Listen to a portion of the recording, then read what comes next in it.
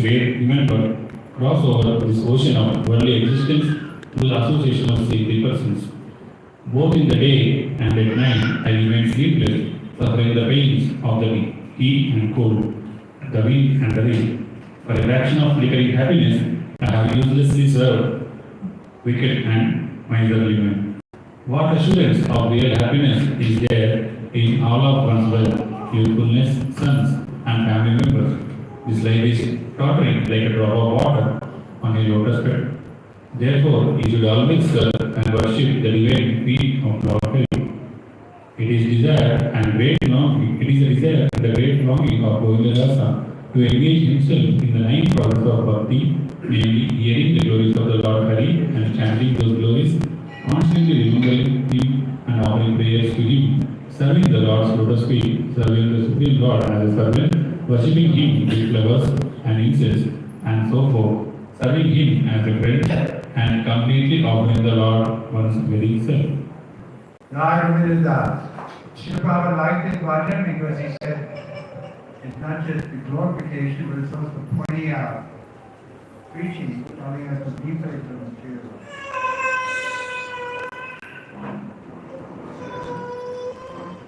Because we have to come to that point to understand that I learned a difficult position from the beginning. Because of false ego, accepting the body as a self. But this doesn't. It's not true. The soul has a body. But we have to understand that. Otherwise, let each other off.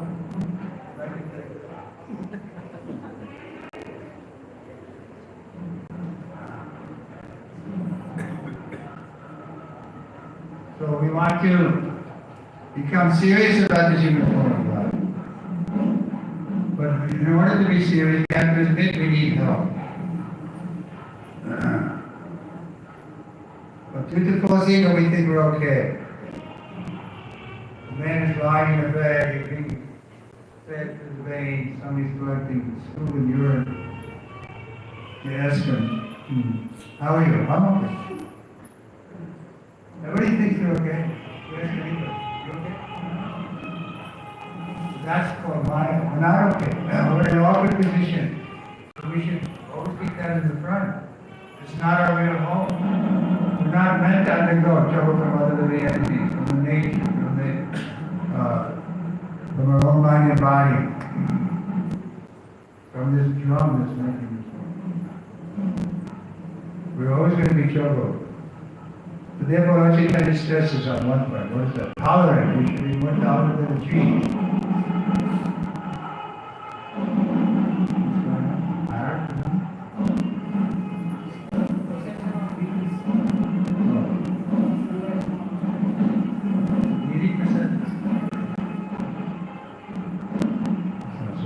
So then, anyway, it's up to us. If we want to make a solution, or we think we can be happy in this world. So what do you think? No, if I get the right job, the right wife, the right house, then I can be happy here. But it runs through your premium, sweet 16 and bitter 60s. You can't keep it, you can't hold that happiness. We don't need to change that. Everybody knows English, bro?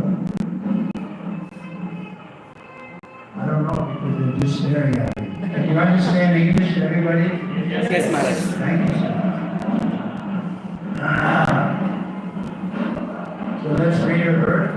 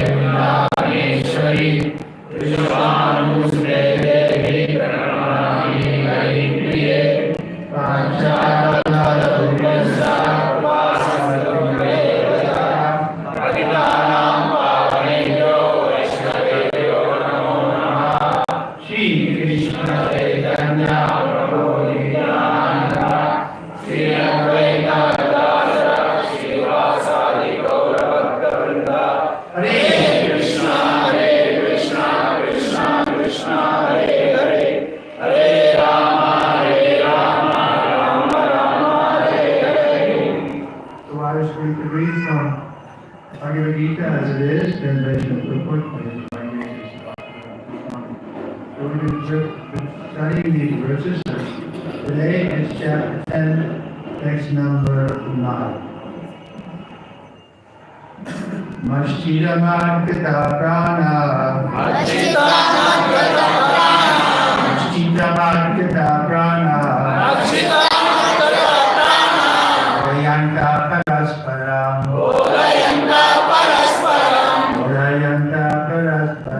Udayanta parasparam. Udayanta samamityam.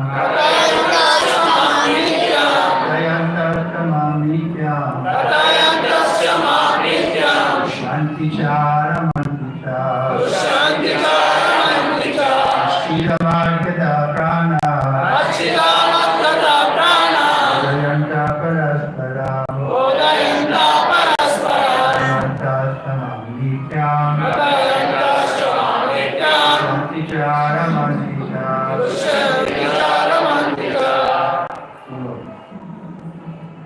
Machchitamadgata prana. Udayanta parasparam. Katayantascha mam nityam. Tushyanti charamanti cha. Machchitamadgata prana. Bodhayanta parasparam. Katayantascha mam nityam. Tushyanti charamanti cha.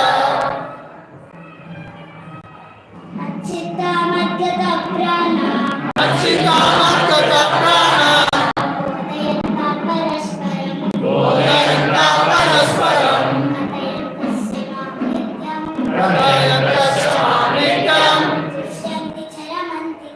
Tushyanti charamanti cha. Machchitamadgata prana. Udayanta parasparam. Katayantasya mamnityam. Tushyanti charamanti cha.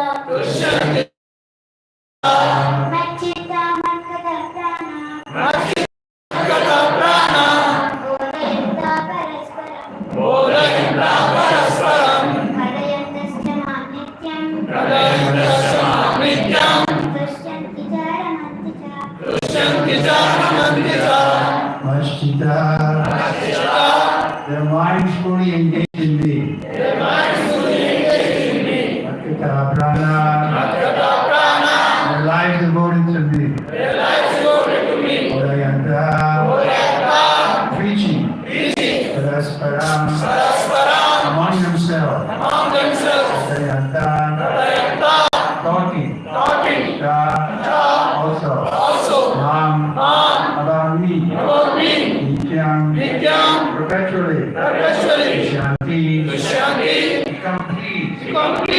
Also. Amanti. Enjoy transcendental bliss. Also. Translation of purport by the divine grace is equal to Beyond Personality Prabhupada. The thoughts of my pure devotees dwell in me. Their lives are fully devoted to my service, and they derive great satisfaction and bliss from always inviting one another and conversing about me. We do responsibly. The thoughts of my pure devotees dwell in me. Their lives are fully devoted to my service.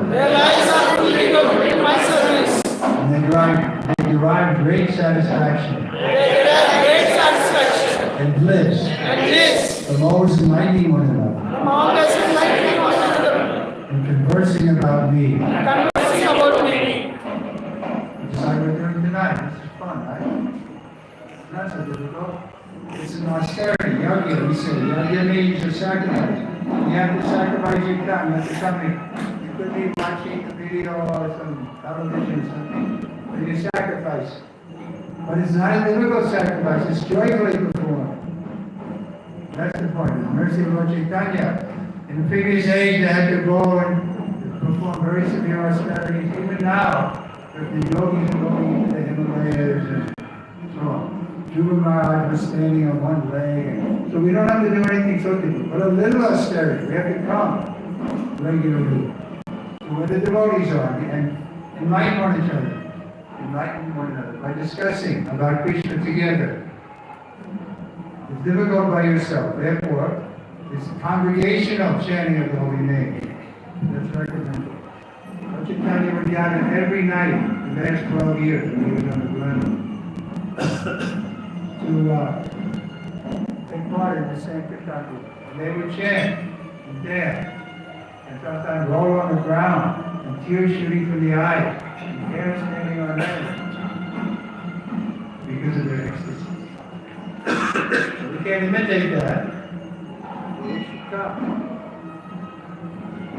We should come regular, as much as possible, into devotee association, and take part in this, to Shanti enlivening each other, by discussing about Krishna. And the discussion can go on. There's no limit. We have more pastimes than we can ever count in this lifetime. And not today. There's always reciting. It never runs out. We have plenty of subject matter. Of course, we should take it under the guidance of spiritual master like Srila Prabhupada, not read some book devotional. Okay, let's read the purport here. These characteristics are mentioned here. Engage themselves fully in the transcendental loving service of the Lord. Their minds cannot be diverted from the lotus feet of Krishna. Their talks are so. The symptoms of the pure devotee are described in this verse specifically. Okay, so people will say, well, how do they become a devotee? What are the characteristics? Here it is described. Vishanti cha, Ramanti cha. They're enlivening each other. Prabhupada was always discussing. He was always enlightening people and sharing his knowledge with them, inviting them to ask questions. Wherever Prabhupada went, that was his school. We saw practically when we traveled. We were one time together with Prabhupada, Haribhar, and so people were coming, or they heard it. Prabhupada was there, and there was always discussions and questions. So this is the mood of the book. He wants to share his realizations with others because he knows this is the best way to please the Lord and to please, that's his mood, to please the Lord. You can read at the end of the Bhagavad Gita, chapter 18, 6, 68, 69, Krishna said, there's no one more dear to me than one who explains this subject to innocent people. So that should be our mood. When you have a group here, where you can expand it, invite others to come, talk to them about it, what we're doing here. This way, And you'll be very pleased, Krishna will be very pleased with you, Shanticha, like he's here describing. It's joyful discussions. So our discussion should be joyful. Because we're talking about the most joyful person, Lord Shri Krishna. People think God is they have their own idea, the Muslims, the Christians, that somehow he's putting in their hell forever and ever, or he's not a person, or he's just some energy or something. All these misconceptions. But here we have a clear picture of Krishna, and he's clearly saying, we read in the previous verse.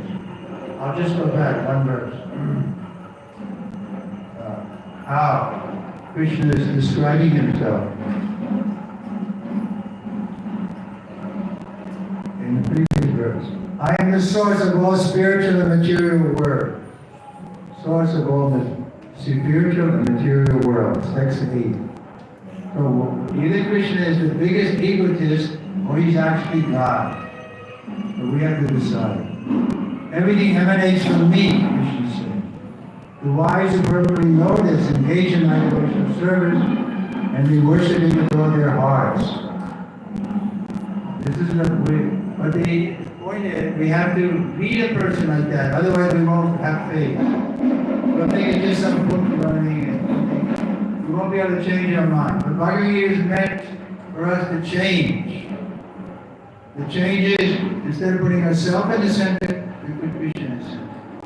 That's a big change, because by force ego, we're all born with the desire to put ourselves in the center. That's a fact. Everybody loves himself the most in the material world. But we have to give up our attachment to this material world and see that our real self-interest is served by putting Krishna in the center. We're not against our self-interest, but we don't know who the self is. Therefore, we go on the wrong path. If we know who we are, Krishna tells us, Amavam said, Jiva Loke, Sanatana, we are fragmented particle of Krishna. So if we know who we are, and our real constitutional position is to please the Lord, then it becomes easy. Therefore, knowledge should come with this. But we need examples. So problem with the example. We were fortunate to have this association for some time, some years, and we saw how he was always putting Krishna in the center. For his Guru Maharaj. Because his Guru Maharaj also, as a representative of Krishna, he's the one who kind of personally saved from it.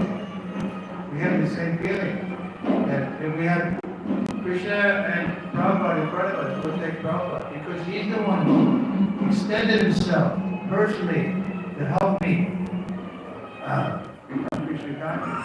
So I have a big debt to him. Otherwise, Bhagavad Gita has been in the Western world for hundreds of years. Nobody became Guru. Because we give an example. Sometimes we give the example of a child may be carried away by the wolves, but they don't kill it. And the child grows up in the company of the wolves. But he remains crawling, because that's what everybody else is doing. We need example. So Prabhupada was that example.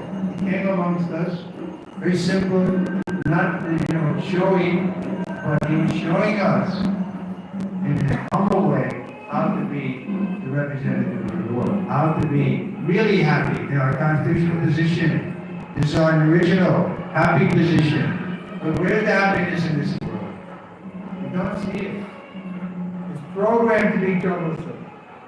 Three kinds of trouble: our own mind and body, other living entity, and the material nature. Now you're going to come to a hot season. You're in trouble. You can't avoid the trouble. We should take impetus from that trouble and become convinced it's not our real home. But that's a big step. Because everybody stresses the family and the family and the family. That was Arjuna's disease. He was so much addicted to the family, he didn't want to do his duty. When Krishna chastised said, Kutas, where have these impurities come upon you? They don't fit. an Aryan, one who knows the progressive goal of life. Life is not just to enjoy family life. Life is to qualify to enter into the Krishna's family. This is our goal. Prabhupada was once told by the Guru, Prabhupada, I had a dream last night. And we have discounted the spiritual world. And Prabhupada said, thank you very much. But he wanted that. He wanted us to go back home, back to Godhead. That was a magazine. He didn't like to see us rotting here, birthday after birth, thinking that we can find happy this year. No. Ukalayam Shashvatam, certified. Ukalayam is troublesome and temporary. You may say, well, you're troublesome, but I'm happy. But how long can your happiness last? 10 years, 30 years, 40 years, 50 years? You're going to be happy when you're 85? I am. I'm 84 now. And I'm happy. My happiness increases because I feel I'm getting closer to Krishna. I'm pleasing Prabhupada more by meeting people like you daily, 2 or 3 times sometimes, and discussing with them about Krishna. I get enlightened and they get enlightened by my association. So it's a wonderful complementary exchange we have. I've written one book about it, my exchanges with you, Prabhupada. We can show you that very clear. But anyway, the point is, why not use this human form of life to the fullest by becoming a devotee? You won't miss out. Not only Lord Buddha gave an example. He said, pleasure strikes like the lightning flashes. So why seek it? It will come to us. We're going to get some pleasure in this world. We're going to feel some half satisfaction, seeing beautiful scene. We're going to find some trouble too. Coming in the car for me was trouble. I only saw passion and ignorance from the world. I'm not used to that. There's a little trouble. I was feeling it. There's trouble. But we tolerate. And it comes on its own. So similarly, the pleasure will come. Don't run after it. Don't be a pleasure seeker. But that's our disease. Sense gratification. We think then we'll be happy. But if you follow it around, the sense gratification, as it goes full circle, you'll see it runs into trouble. You can't avoid it. It's meant to be troublesome, so that we wake out of the stupor that we're a product of matter, that we're this body or this mind. Mind is also material. Even intelligence is material. But intelligence is useful. With our intelligence, we should come to the point to understand that we're in an awkward position. We don't want to die. We don't want to become old. We don't want disease. But they're forced upon us. We're dependent. Just like now we're discussing philosophy. And we're dependent on the air. What if there's no supply of air? And then we can't go on talking. So we're dependent at every step. Who are we dependent? Yeah, Nicham, Nicharam, Chaitanya. They're two eternal. One is independent and one is dependent. And Krishna says clearly, He's the independent eternal.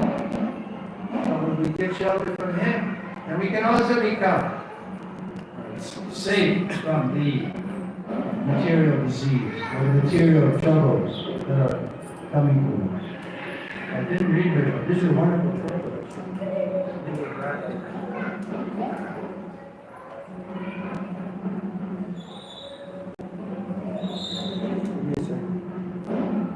Whenever I come here, this goes there. Yeah, I work here. So we're in the purport.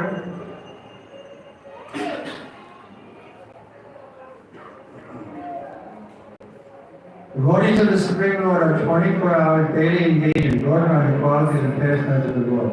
Their hearts and souls are constantly submerged in Krishna, and they take pleasure in discussing Him with other devotees. That was Prabhupada. He was always doing that. In the preliminary stage of devotional service, they relish the share of the pleasure from the service itself. And in the mature stage, they are actually situated in love of God. Once situated in that Chandana position,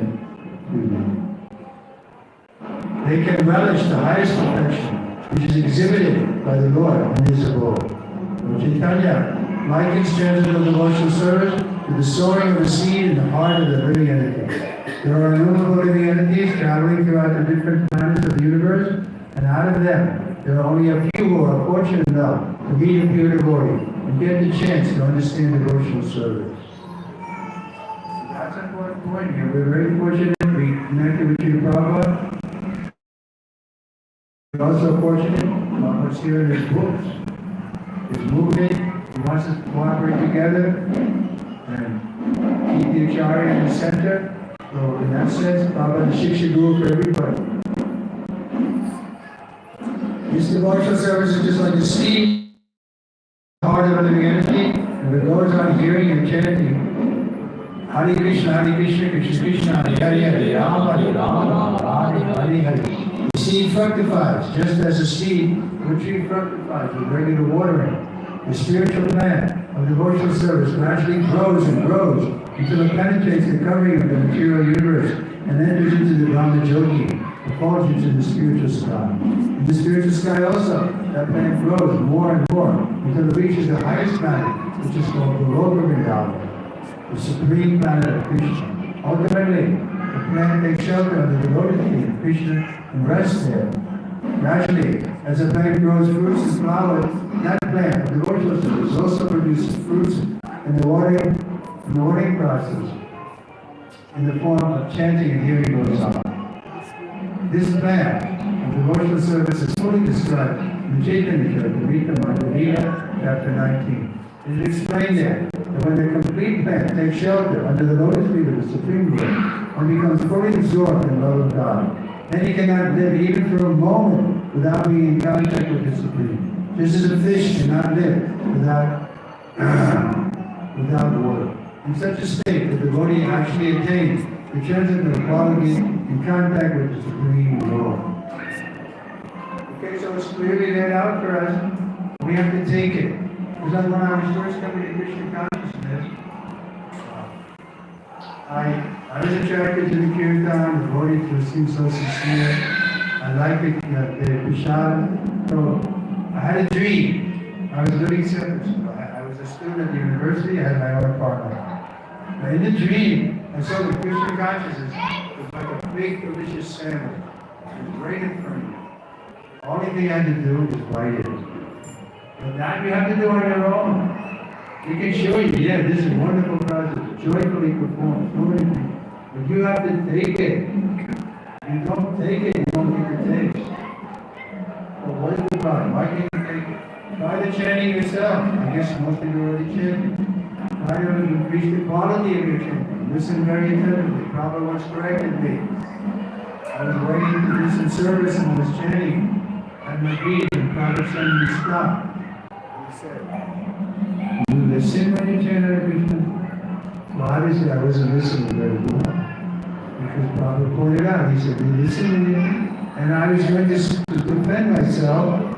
I was thinking, of course I listen, otherwise why am I doing it? You can't shut the door or something?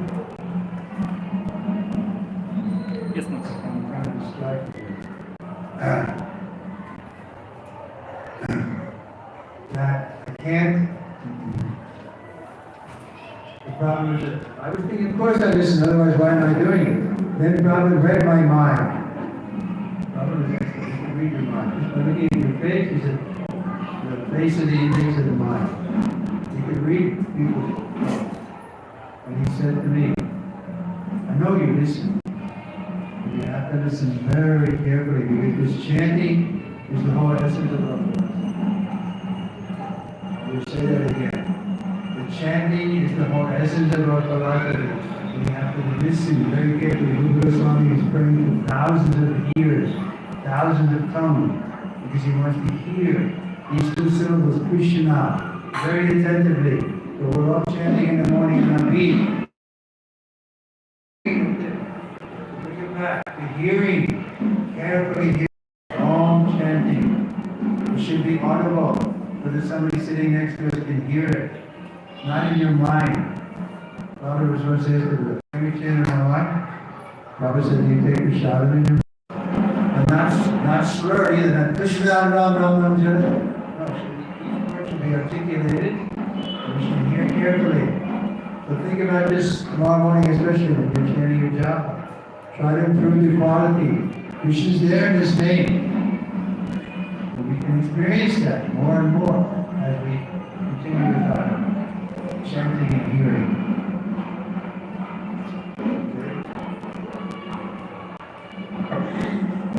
Srimad Bhagavatam is also full of such narrations about the relationship between the Supreme Lord and His devotee. Therefore, Srimad Bhagavatam is very dear to the devotee. So this stated in Bhagavatam itself, 12, 13, 18, Srimad Bhagavatam Puranam Amalayat Vaishnavam Priyam.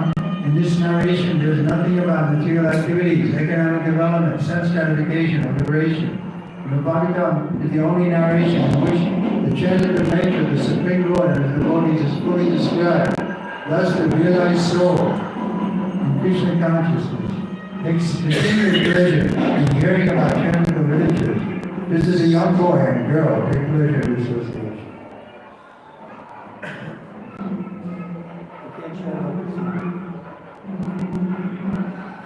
Okay, any questions?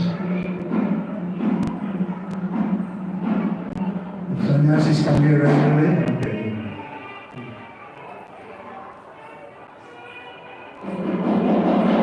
Hare Krishna, thank you very much for the nice class.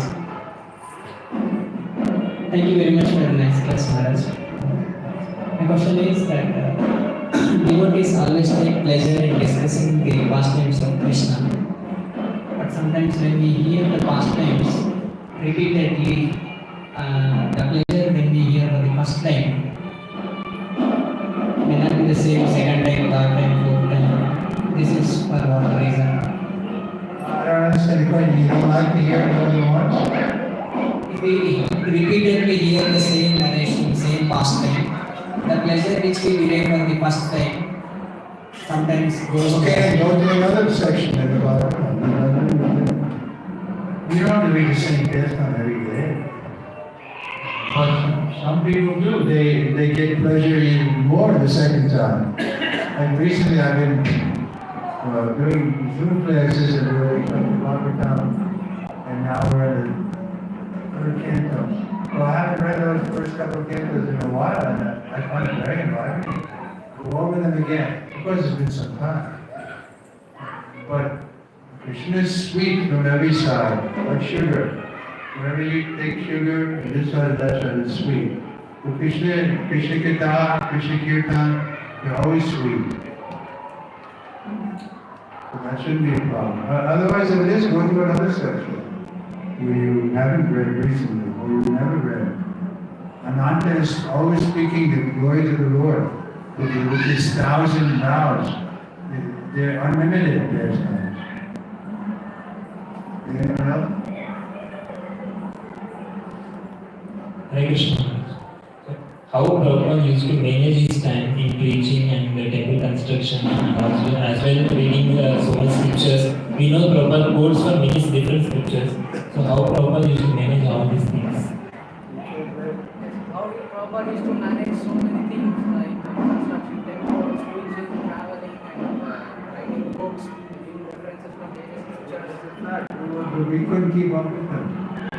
He was extraordinarily talented in every way. You know, sometimes, like, I'll give you an example. I was like giving him massage. I was kind of like thinking of taking care of him. So we were at one place, and we stayed in the hotel. And anyway, we were coming out. Prabhupada was there. There were 6 or 7 devotees, and it was a busy street. So I was looking. I was thinking, oh, I gotta get Prabhupada across the street. And I was looking, cars are coming, and I looked back, Prabhupada was already across the street. In other words, he was expert in everything he did. That's one of the qualities of a devotee, is expert. And so he was. He was a pure devotee, and he was expert at so many things. That's one of the attractive features. He wasn't like an old fuddy-duddy, becoming senile or something. Even up on his deathbed, he was sharp as a tack. If he spoke out of turn, he would immediately chestnut. I got chestnut. in those last days. If he's spoken properly and what anyone done, his mind is very clear and he would correct it. So how? What's the question? How should the Prabhupada manage his mind? That's how he did, expert. Anyone else?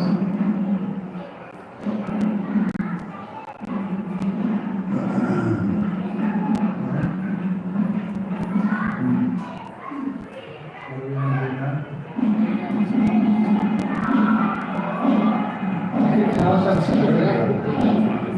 It is hard, I'm telling you. It's a distraction. Maharaj, do you want to I want to tell them, close the door, stop making that noise. the sound is distracting? Is it They possible? can't do it anymore. We can't. Yeah. You can tell her. I'm ready to go.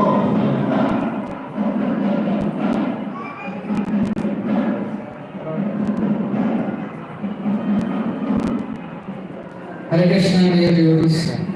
Thank you very much for your hospitality and inviting Maharaj, enthusiastic participation and patience throughout this lecture. So we are very fortunate to hear from such senior devotee, ISKCON and disciple of His Divine Grace. He's my disciple, so he has to speak with me.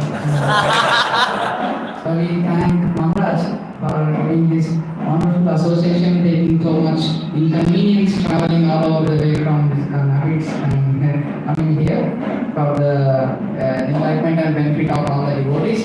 So we thank Maharaj by chanting loudly once, Hare Krishna, Hare Krishna, Krishna Krishna, Hare Hare, Hare Rama, Hare Rama, Rama Rama, Hare Hare. Also, I have one nice gift for all the devotees. So, Maharaj has written a book about all his exchanges and services and pastimes with Srila Prabhupada. Maharaj has got quite a bit of opportunity and association with Srila Prabhupada, and Maharaj got so many nice services rendered to Srila Prabhupada. Like Maharaj already shared so many of these pastimes during the lecture. This book has been well received by all the senior leaders in ISKCON, and wherever we go it gets amazing response. And I request all the devotees to kindly come forward and collect this book from Maharaj. Maharaj will personally sign this book, and we charge a simple donation of 200 rupees. Of course, you are free to give more. This book is titled as Priceless Moments with a Pure Devotee. So Maharaj has received quite a bit of association from 1968 until 1977, and also after Prabhupada leaving the planet, Maharaj has got quite a few interactions, instructions from Prabhupada. So all such wonderful exchanges are put in this book together. So I encourage devotees to utilize this opportunity. Maharaj will personally sign and give those these books. Hare Krishna. One by one they can come now. Yeah. Those who want to. Yeah, those who want to take one by one they can go forward. Roji, account details are Nagar.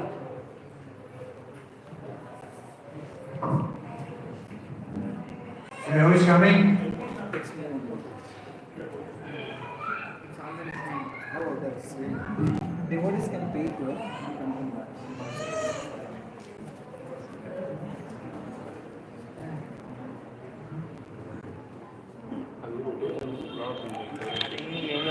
mistake Devotees can come forward.